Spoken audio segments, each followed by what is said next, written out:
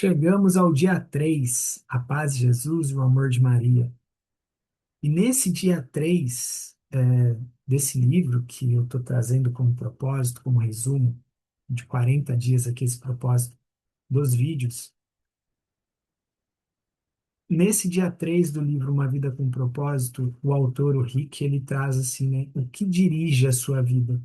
E ele nos convida a identificar qual que é a força que tem comandado as nossas decisões, os sentimentos, os comportamentos. Então, todas as pessoas, elas são dirigidas por alguma coisa, sejam boas ou sejam ruins.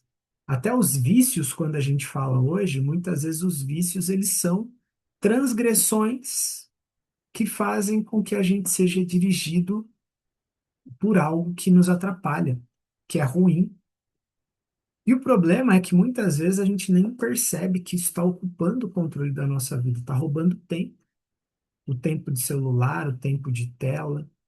Muitos vícios hoje que nós vemos, por exemplo, então o celular hoje às vezes é algo silencioso até, mas a gente fala da bebida, das drogas, da pornografia, de muitas outras situações. Então a pergunta é, o que que pode estar dirigindo a sua vida hoje? E aqui ele traz algumas questões nesse capítulo, nesse dia, né? Mas ele fala sobre a culpa. Quem é dirigido pela culpa vive preso aos erros do passado, como se nunca pudesse recomeçar. Então, às vezes, fica preso a algo que, eu podia ter feito isso, podia ter feito aquilo, podia ter falado tal coisa, ou podia não ter falado. E fica carregando um fardo, é um peso. E Deus, ele não deseja que você ele passe por uma vida sendo definido por aquilo que você fez. E ele nos oferece perdão, transformação, ele nos traz uma nova direção. Em Salmo 32:1, ele fala assim, ó, feliz aquele cuja transgressão é perdoada. E na Igreja Católica, por exemplo, a gente fala sobre você fazer uma boa confissão. E a confissão, ela nos ajuda nesse sentido, é de colocar para fora. E às vezes a gente fala assim, mas para que que eu tenho que me confessar? Para que que eu vou confessar com um padre? Mas é porque você está colocando para fora, você está trazendo luz para aquilo que estava na escuridão. A neurociência, ela já nos traz isso. Ela fala que tudo aquilo que a gente guarda para nós vai causando ressentimento, vai causando rancor, aquilo vai te fazendo mal. Existem doenças hoje que elas são psicossomáticas. Faz sentido? Então, a confissão, ela acaba sendo um sacramento muito bom nesse sentido. E aí, se você fala, mas eu não sou católico, tudo bem, mas é muito importante você pôr para fora. Isso a gente está falando da culpa, mas e o ressentimento? O ressentimento, ele mantém a pessoa emocionalmente ligada a quem a feriu, não consegue dar o perdão. E aí, quando a gente não trata essas dores, a gente vai permitindo que acontecimentos antigos continuem dirigindo as nossas vidas, as decisões atuais. Vai criando uma casca. E perdoar não significa aprovar o que aconteceu. Significa você não permitir que a ferida ela continue controlando a sua vida. Não quer dizer que você vai perdoar alguém, você vai ficar ali. Ah, agora eu sou amigo de novo dessa pessoa. Não, existe aquele ditado, gato escaldado tem medo de água fria. E aí a gente fala do medo. O medo ele pode impedir alguém de tentar alguma coisa, de crescer, de confiar, de obedecer. Às vezes um trauma lá do passado impede, está te impedindo de avançar.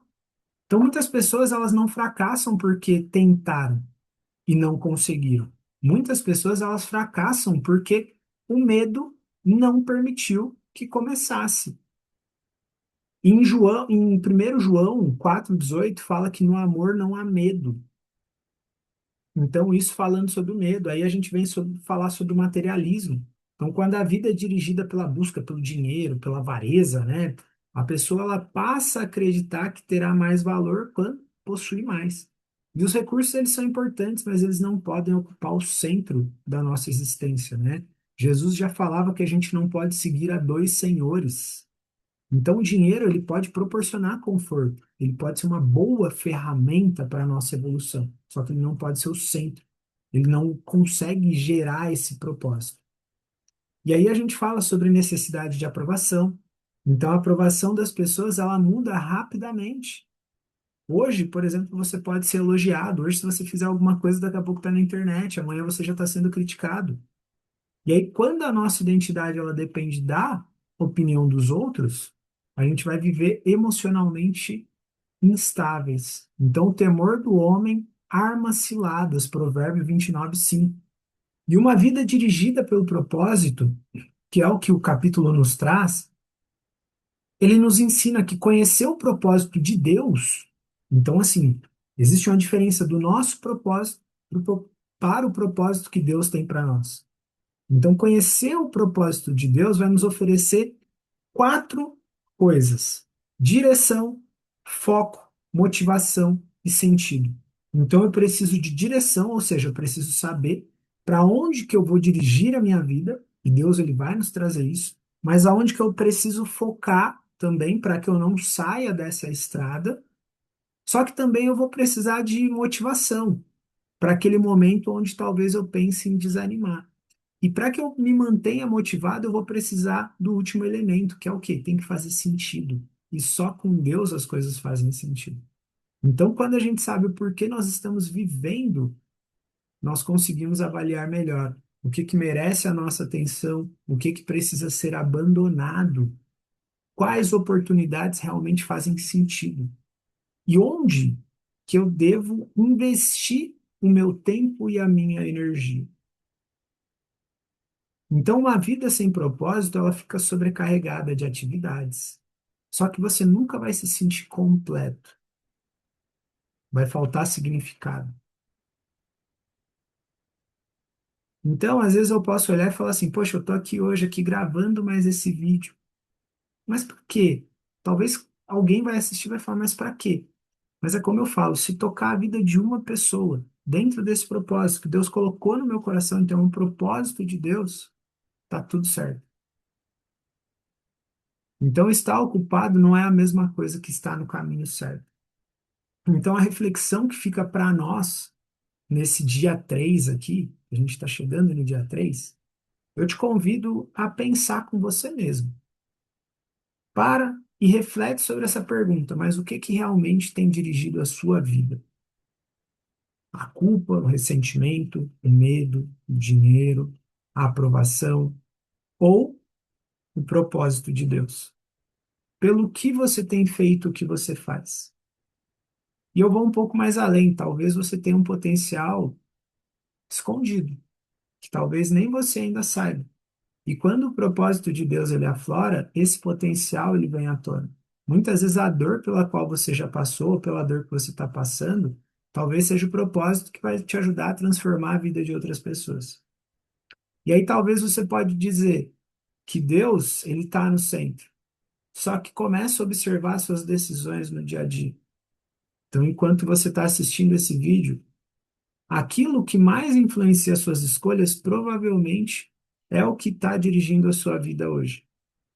Então, às vezes pode parecer, tipo, poxa, mas como que eu vou deixar que Deus controle? É onde a gente precisa pedir discernimento. É onde eu preciso pedir para Deus. Falar, Deus, me mostra o que eu preciso fazer. Senhor, qual que é o caminho que eu preciso seguir? E quando eu coloco em oração, Deus ele vai trazer para mim. É meio Eu falo que é até engraçado eu dizer isso, porque talvez há menos de 2 anos atrás, menos de um ano atrás, talvez eu não me visse falando o que eu estou te falando aqui. E talvez eu não me sinto e não, nem me sentiria preparado para estar fazendo isso. Só que se Deus colocou no meu coração, eu tenho que ser obediente e seguir e fazer o que Ele está me pedindo.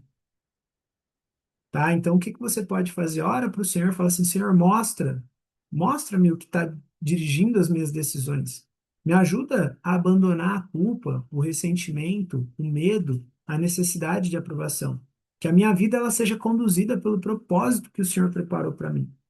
Amém. Às vezes é uma oração simples. Não precisa ser uma oração muito completa, muito complexa. Deus ele vai ouvir a oração que está no seu coração.